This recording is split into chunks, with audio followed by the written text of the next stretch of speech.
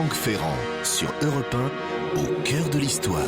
Comme chaque jour après le journal de 13h, Franck Ferrand nous entraîne à ses côtés sur Europe 1, au cœur de l'histoire. Bonjour Franck. Bonjour Julia, bonjour à tous. Il y a quelques semaines, j'ai reçu Jean-Marie Pelt, le grand prêtre de toutes les questions végétales, vous savez, pour nous parler de plantes médicinales, ce qui relève de sa passion bien connue. Or, à la sortie du studio, il m'a parlé d'une autre passion qu'il cultive plus secrètement et qui m'a donné envie de l'inviter pour une émission d'un genre très différent. Jean-Marie Pelt est en effet l'auteur d'un ouvrage sur l'homme politique Robert Schuman. Et oui, Robert Schuman qui peut être considéré comme le père de l'Union européenne. Alors, à un moment, dans cette campagne électorale où l'Europe est désignée comme une sorte de bouc émissaire, il m'a paru intéressant de revenir aux racines de l'Europe.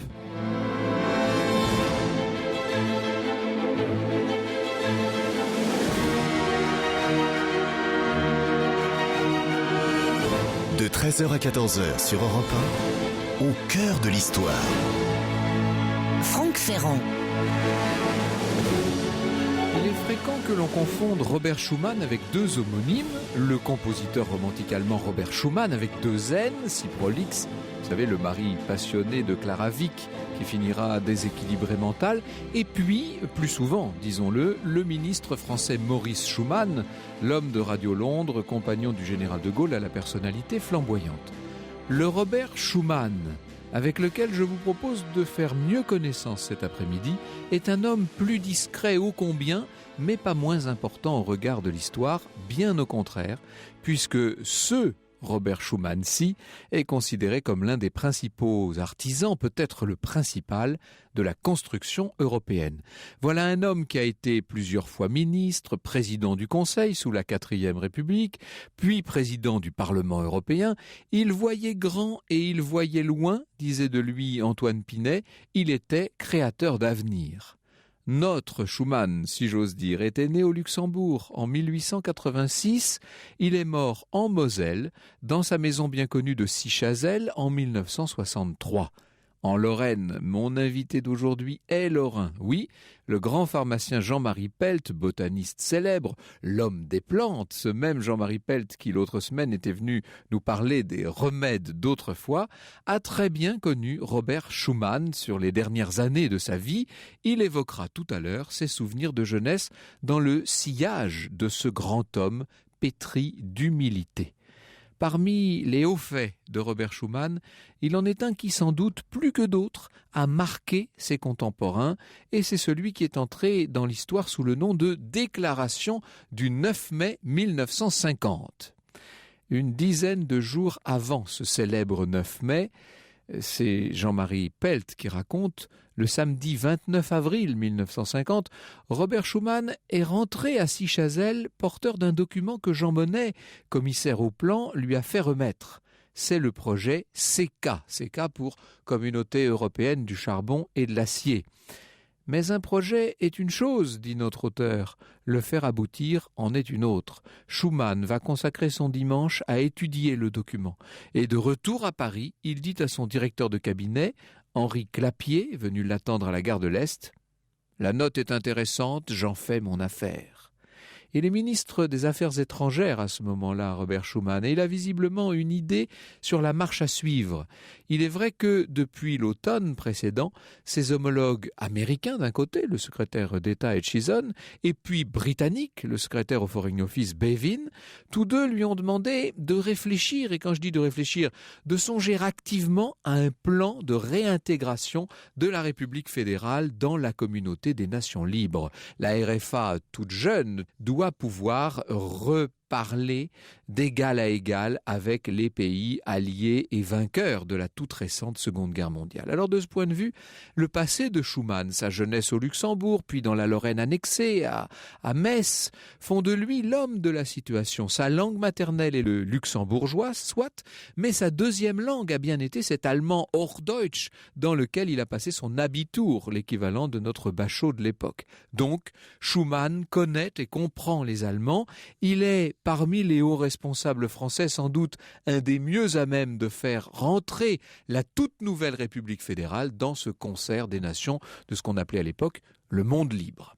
La prochaine réunion des ministres des Affaires étrangères a été programmée pour le 10 mai de cette année 1950 à Londres. Autant dire qu'il reste 10 jours à Robert Schuman pour faire adopter le projet de communauté européenne du charbon et de l'acier par les parlementaires français, mais aussi par les industriels, qui forcément ne peuvent, devant une telle perspective, que faire grise mine dans un premier temps. Le 3 mai, au Conseil des ministres, Schuman pose quelques jalons, mais en termes assez vagues. Assez vagues pour n'alerter personne et éviter que de très lourds intérêts ne viennent torpiller ce qui n'est encore qu'un frêle esquif et pas du tout armé. Mieux vaut donc, écrit Jean-Marie Pelt, en parler tout à la fin du Conseil, quand chacun range ses affaires et pense à passer à table. Ce qu'il fait. Et l'on décide, dans le brouhaha des fins de réunion, d'inscrire le projet à l'ordre du jour du Conseil à venir qui doit se tenir, exceptionnellement, le mardi suivant, 9 mai. La première manche est donc gagnée. Il en reste encore quelques-unes à jouer. Robert Schuman n'a mis que très peu de hautes personnalités dans la confidence. 2 Européens convaincus tout de même, ministres de poids dans le gouvernement Bidault, René Pleven et Daniel Mayer. Il faut écrire une déclaration. Une petite équipe triée sur le volet s'y active, rédige les moutures qui sont revues, biffées, remaniées sans cesse par Robert Schuman. À la 9e version, il semble que l'on tienne quelque chose. Cette version est validée le samedi 6 mai à 16h. Il est temps, à ce moment-là, de prévenir à Bonn le chancelier Adenauer, qui est non seulement d'accord, bien sûr, avec ce qui a été prévu, mais transporté de joie. Sa réponse enthousiaste parvient le mardi en fin de matinée, pendant la séance de ce fameux Conseil des ministres historique. Cet avis, naturellement, est communiqué à l'ensemble du gouvernement, qui avait déjà été bien disposé par les appuis très fermes de Mayer et de Pleven. Le projet est adopté sans peine. Alors, que dit la déclaration ? Je vous lis un extrait, c'est le paragraphe central de cette célèbre déclaration du 9 mai 1950. L'Europe ne se fera pas d'un coup ni dans une construction d'ensemble, elle se fera par des réalisations concrètes, créant d'abord une solidarité de fait. Le rassemblement des nations européennes exige que l'opposition séculaire de la France et de l'Allemagne soit éliminée. L'action entreprise doit toucher au premier chef la France et l'Allemagne. Dans ce but, le gouvernement français propose de porter immédiatement l'action sur un point limité mais décisif. Le gouvernement français propose de placer l'ensemble de la production franco-allemande de charbon et d'acier sous une haute autorité commune dans une organisation ouverte à la participation des autres pays d'Europe. Dès l'après-midi, le ministre des Affaires étrangères reçoit les ambassadeurs des pays européens concernés, puis c'est la célèbre conférence de presse. Vous connaissez forcément l'image, elle est dans tous les manuels d'histoire, comme une sorte d'acte de baptême de l'Europe unie, cette photo de Robert Schuman debout devant son haut micro. Il a derrière lui la statue de la République sous les lambris blancs et or du salon de l'horloge au Quai d'Orsay. La gorge du ministre se serre un peu sous le poids de l'émotion. En 1950, Europe 1 n'existait pas encore et donc je ne peux pas vous faire entendre le document original. Les premiers mots disent toute la philosophie qui anime ces pères de l'Europe. Je dis « c'est » parce que juste à la droite de Schuman cet après-midi-là est assis Jean Monnet, bien sûr. La paix mondiale ne saurait être sauvegardée sans des efforts créateurs à la mesure des dangers qui la menacent.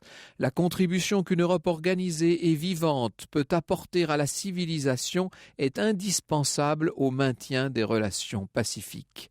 C'est tellement évident, 6 décennies plus tard. Tout ça paraît tellement coulé de source. À l'époque, dites-vous bien que c'est inouï, c'est fou, c'est révolutionnaire. Voilà une initiative qui s'inscrit à complet rebrousse-poil de siècles entiers de conflits intra-européens. À l'évidence, un saut vient d'être accompli, on vient de changer d'échelle. L'Europe, et c'est évidemment le rêve de ces artisans de la communauté européenne, l'Europe doit évoluer vers quelque chose de fédéral dans leur esprit. J'insiste sur cet aspect. Aujourd'hui, certaines dérives ultralibérales, certains abus de la technocratie, de la bureaucratie, pour ne rien dire des structures peu représentatives des organes dirigeants de l'Union, tout ça est venu écorner sans doute, éternir le rêve européen. Mais dans l'esprit, dans la voix d'un Robert Schuman ou d'un Jean Monnet, il y avait là une très noble cause, un horizon qu'ils ont eu le courage d'ouvrir à leurs contemporains. Oui, disons-le carrément, ce 9 mai 1950, les fondements de quelque chose de grand ont été révélés à la face du monde, avec du reste un succès immédiat, puisque l'Italie, par exemple, et le Benelux y ont souscrit d'enthousiasme. Or, le héros de cette affaire s'appelait Robert Schuman. Je dis héros AUT, car pour le reste, on n'aura jamais vu d'homme d'État plus discret, plus modeste, plus effacé même, au point que l'Église, nous allons le voir, envisage de le canoniser. Et si ce ministre avait été Saint Robert Schuman ?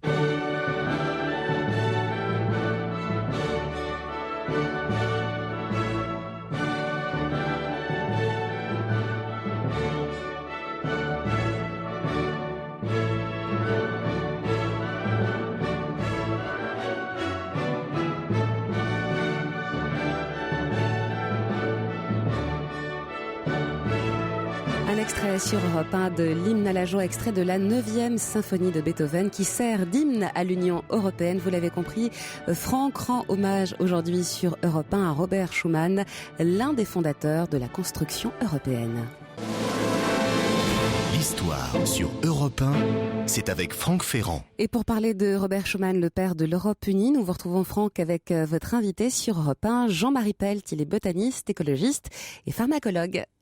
Et oui, nous sommes en compagnie de Jean-Marie Pelt. Merci beaucoup Jean-Marie Pelt. Vous avez très bien connu Robert Schuman à partir de 1956, c'est ça? Donc absolument. 6 ans après l'épisode que je viens de raconter. Absolument, au début de l'année 56. Oui. Et jusqu'à sa mort en 63. Donc absolument. Ça vous a permis quand même de vous entretenir souvent et longuement avec lui. Souvent et longuement, oui. C'était devenu en fait mon second grand-père. Mon second grand-père, je l'ai accompagné pendant ces dernières années. J'allais pendant très longtemps, tous les samedis, déjeuner chez lui à Chazelles. Le menu était toujours le même. C'était l'omelette, c'était la salade, le plateau de fromage et la tarte de Mirabelle en saison. Seulement en saison. Seulement en Pas de conserve chez le président Schuman. Et alors cet homme m'accueillait avec cette extraordinaire simplicité et douceur.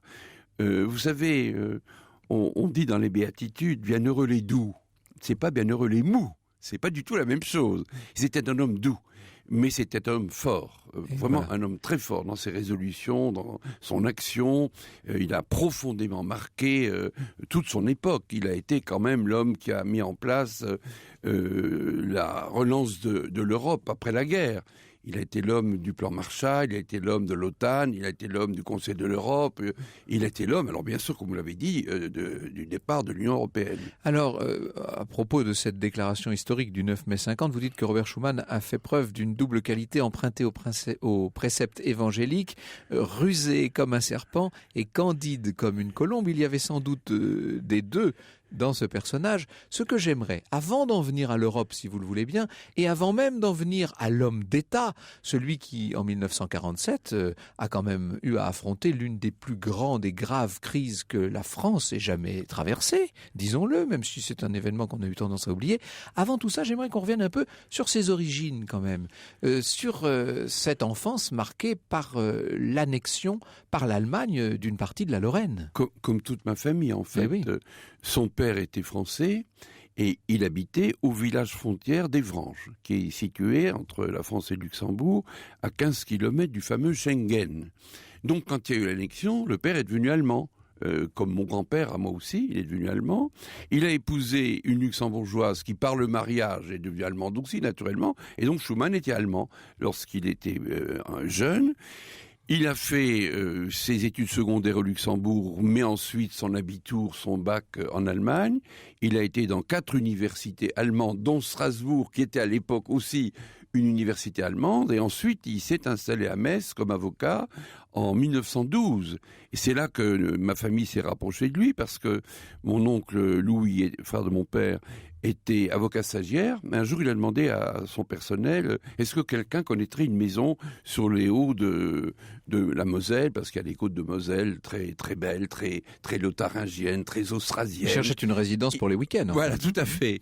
Et mon oncle Louis connaissait une dame qui a dit, ben oui, la maison d'à côté, elle est à vendre. Et donc c'est ma famille qui, en 1926, lui a trouvé la maison qui est maintenant la maison de l'Europe où défilent d'innombrables personnalités. Maison devenue très officielle. Très officielle. Le ministre des Affaires européennes, M. Leonetti, est venu déposer un label, la maison des illustres, il y a de cela 15 jours. Mais c'est le nouveau label du ministère de la Culture. C'est ça.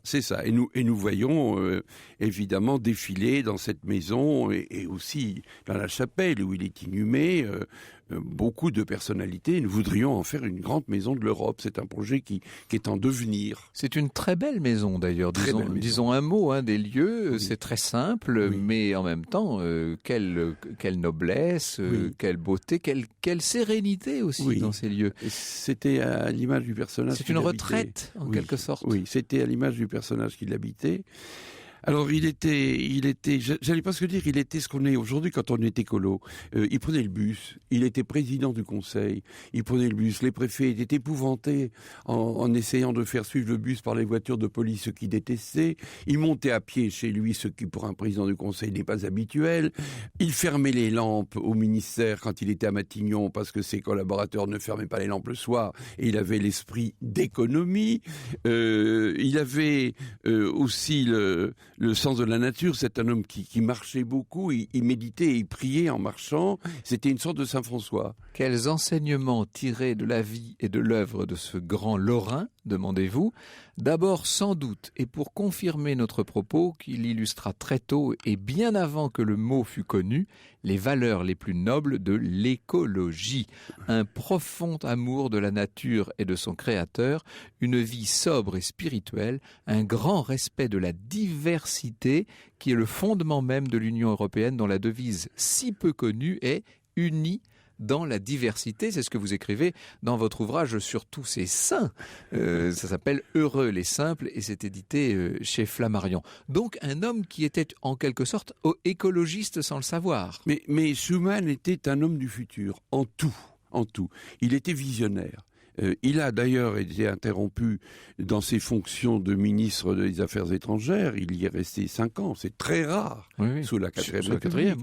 Et il n'a pas été renouvelé parce qu'il s'était opposé à la déposition de Mohamed V, le roi du Maroc, parce qu'il sentait, bien sûr, qu'on allait décoloniser. Mais seulement il le sentait avant les autres. Il a tout senti avant les autres. C'était un visionnaire. Il a senti aussi que les pays de l'Est reviendraient dans le giron de l'Europe, que le communisme ne serait pas éternel, alors que nous tous, de ma génération, tout le monde pensait que l'Est et l'Ouest allaient durer jusqu'au jugement dernier, naturellement. Ou même, pour certains pensaient que l'Est allait progresser et nous englober un jour. C'était tout à fait ça.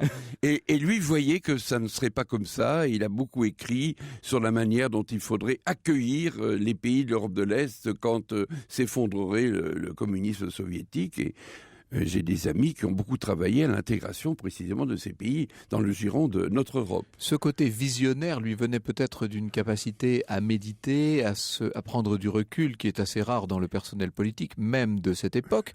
Nous y viendrons tout à l'heure car nous allons évoquer le grand spirituel qu'était Robert Schuman. C'est un aspect très important et qui justifie sa présence, bien entendu, dans votre ouvrage sur toutes ces figures de saints.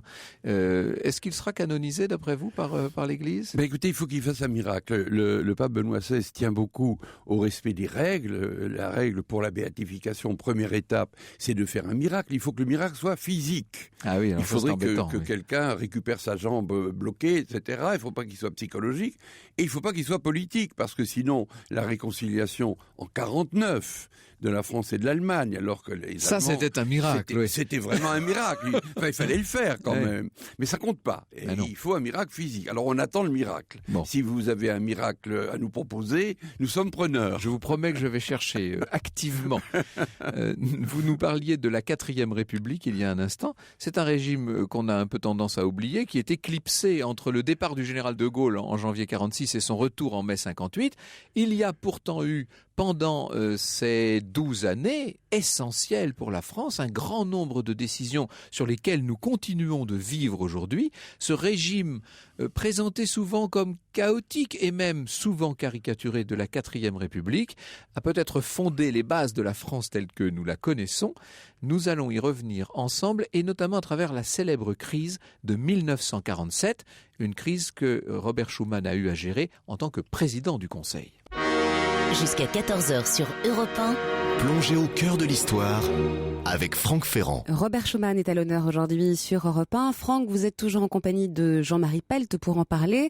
Et revenons maintenant plus précisément sur la célèbre crise de 1947.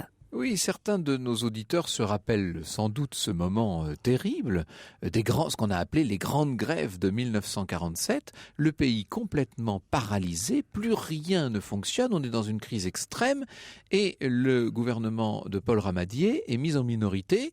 Qui remplace Ramadier à Matignon? C'est Robert Schuman. Oui, mais il vient toujours quand c'est difficile.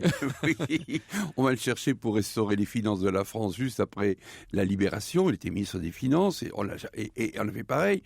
Alors c'était une période dramatique, en effet. Il y avait eu le coup de Prague et on voyait l'Est aller de plus en plus vers l'Ouest. Et le but du Cominform de Moscou, c'était de faire tomber la France dans l'escarcelle de l'Ouest. Donc des grèves insurrectionnelles. De l'Est, oui.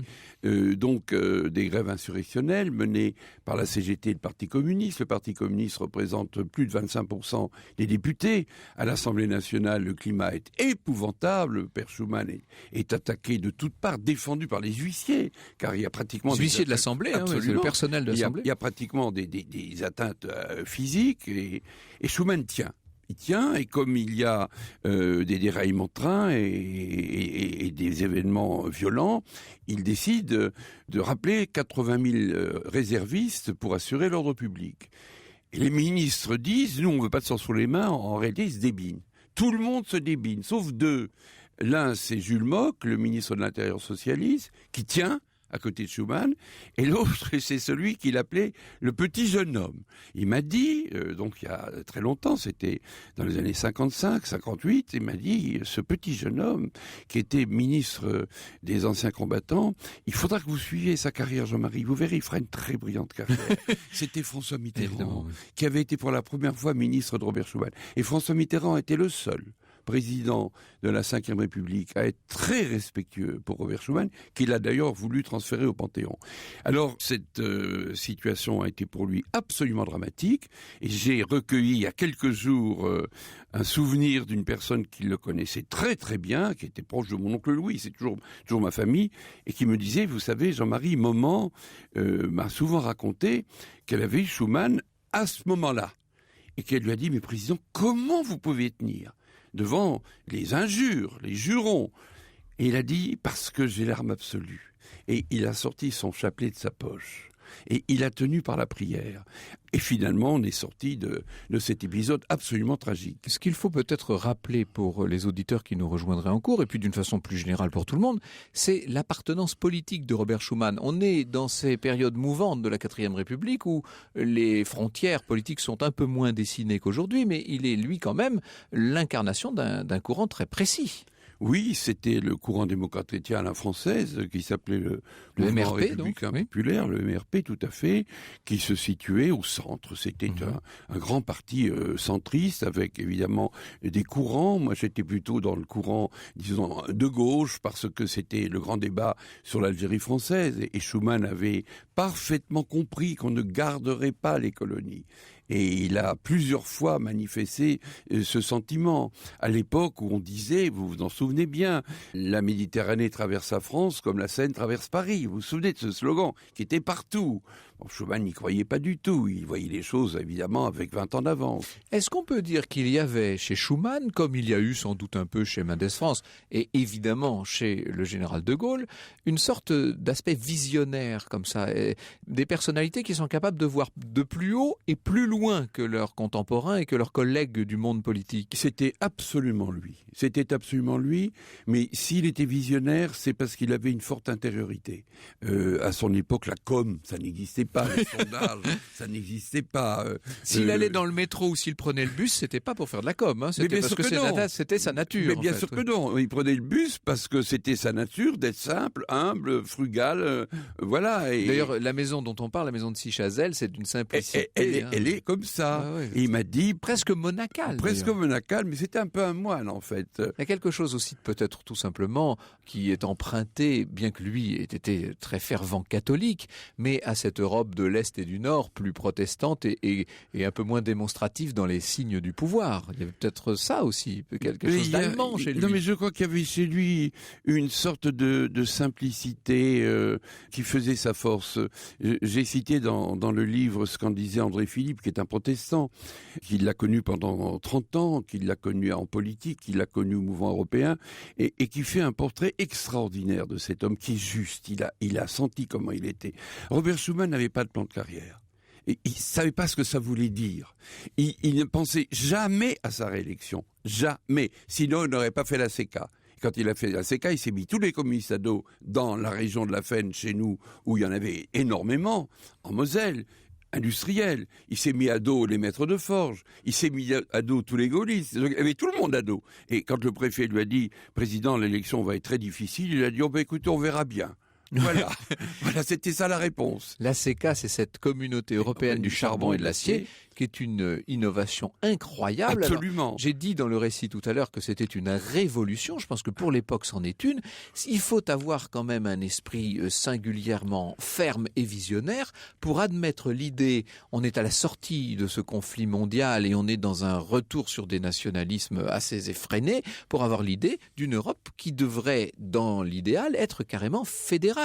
L'idée, c'était de créer une sorte de grand ensemble à l'échelle continentale. Oui. En tout cas, de l'Europe de l'Ouest. De l'Europe de l'Ouest, tout à fait. Il voyait, lui, devant lui, une Europe fédérale, pas ultralibérale, et appliquant le principe de subsidiarité. Ça veut dire quoi? Fédéral, ça veut dire qu'il y a forcément des abandons de souveraineté pour que ça marche. Nous ne l'avons pas fait et nous sommes dans le trou. Et maintenant, tout le monde dit qu'il faut plus de fédéralisme. Vous entendez comme moi ce qui se dit tous les jours. Il voulait une Europe pas ultralibérale, raison pour laquelle la haute autorité était constituée de membres nommés par les gouvernements. C'est très intéressant. Et il n'aurait pas été dans l'ultra-libéralisme que nous connaissons aujourd'hui. C'était pas sa sensibilité. Et il voulait qu'on applique le principe de subsidiarité et que dans cette Europe, bien entendu, les problèmes proches des gens devaient être résolus au plus près des gens.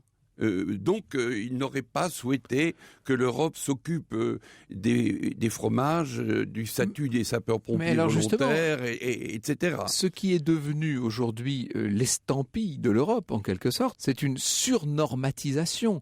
Il y a constamment des lois, des décrets européens sur tous les sujets qui sont pris un peu loin des citoyens européens.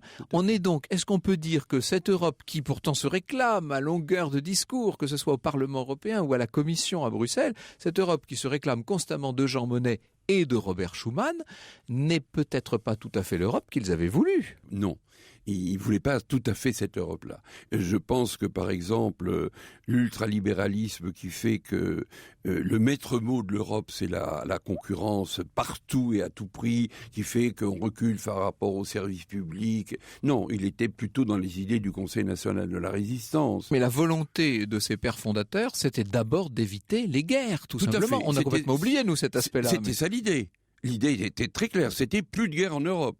Et ça a admirablement marché, car sur ce terrain-là, qui est essentiel, l'Europe fonctionne bien. Il n'y a quand même pas eu une seule guerre en Europe depuis 60 ans. Et quand on dit unis dans la diversité, puisque vous l'avez cité tout à l'heure, que c'est le maître mot, c'est la devise de l'Europe, c'est reconnaître que les cultures sont un peu différentes, mais que le fond est commun. C'est ça la force de l'Europe. Et il était partisan de commencer l'Europe par la culture. Il a beaucoup insisté là-dessus et il a été un peu déçu qu'on ait fait le marché commun, mais qu'on n'ait pas fait, par exemple, la CED qui aurait permis à des jeunes gens de faire leur service militaire en France quand ils sont allemands, en Italie quand ils sont français, etc.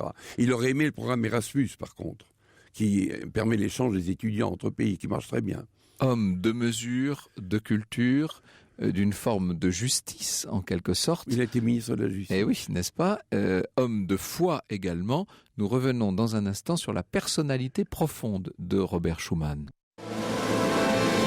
L'histoire sur Europe 1, c'est avec Franck Ferrand.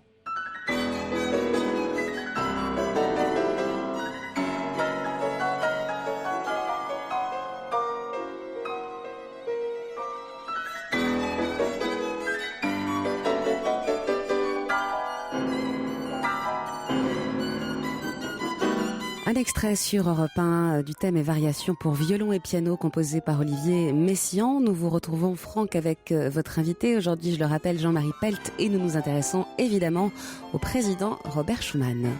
Alors Jean-Marie Pelt, vous qui avez connu au quotidien, on peut dire, enfin qui avez connu la vie privée, personnelle du président Robert Schuman, il faut d'abord qu'on dise une chose, c'est qu'il n'était pas marié, c'est très rare. Un célibataire à Matignon, on n'a quasiment jamais vu ça dans l'histoire de France. C'était un moine. Non mais c'était un moine en fait. Il avait un engagement quasiment monacal.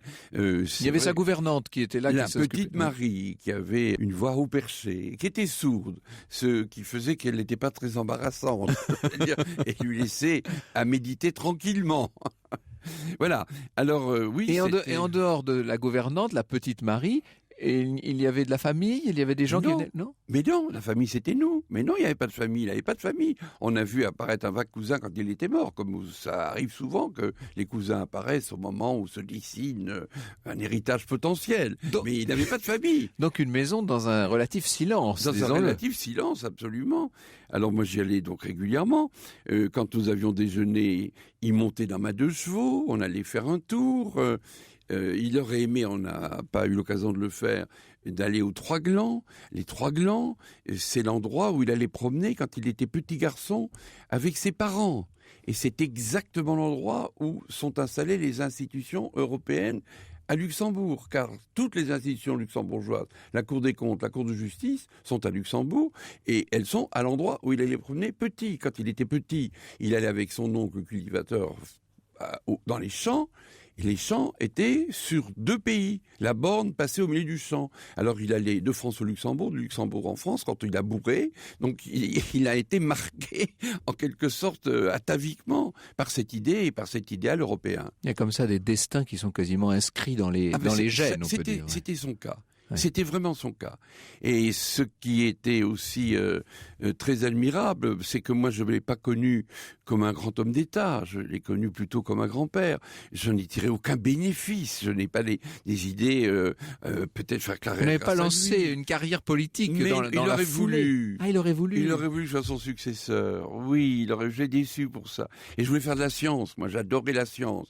Et j'adorais pas trop la politique parce qu'il m'avait amené plusieurs fois à l'Assemblée nationale. Ah oui, donc vous aviez vu comment ça fonctionnait. Ce monde-là ne vous plaisait pas trop. Pas trop, il se disputait tout le temps. Je disais, président, il se dispute tout le temps. Moi, c'est pas mon truc. Moi, je cherche des consensus. Je suis différent. Et alors... mais lui aussi aimait beaucoup la nature, cela dit. Beaucoup, et les plantes, comme vous. Beaucoup. Et il se ressourçait dans la nature et dans les plantes, tout à fait comme moi. Quand le marché commun s'est mis en place, j'ai vidé la fac de droit de Nancy, car tous les assistants m'apportaient leur curriculum vitae pour être nommés au marché commun. Et quand j'arrivais, ils me disaient, Jean-Marie, vous avez combien de CV aujourd'hui? J'ai dit 2. Il m'a dit, mais vous m'apportez jamais le vote, vous voulez pas y aller, vous? J'ai dit non, je veux faire de la science, président. Et j'ai fait une carrière scientifique que je ne regrette absolument pas du tout. Mais je suis resté totalement fidèle à Schuman. Alors, dans Démocrate chrétien, il y a chrétien.